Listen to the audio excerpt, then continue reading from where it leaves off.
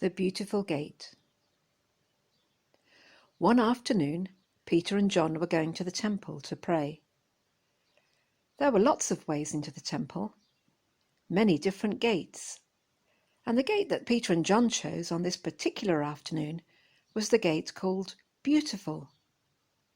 It was covered all over in bronze and shone brightly in the blazing sun.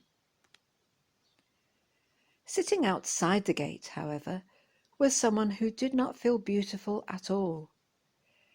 He was a poor, sick man who couldn't walk, who had never walked in his whole life, not ever.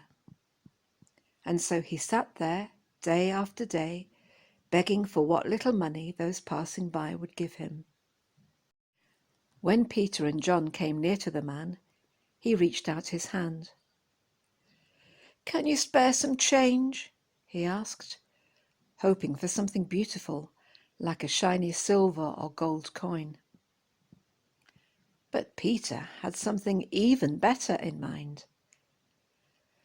"I don't have any silver," he said, "or any gold either. But I'll give you what I do have, the power of Jesus at work in me.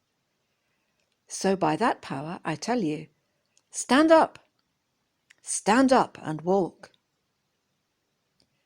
Then Peter took the man's hand, and right away he wasn't sick anymore. He could feel the power in his feet and in his ankles and in his legs.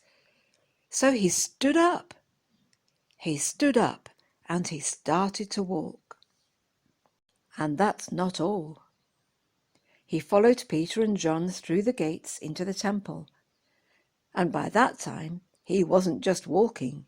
He was leaping too, walking and leaping and praising God for what had happened to him. The people saw him and were amazed. And there was only one word for what they saw in his eyes and his face and his dancing feet: beautiful.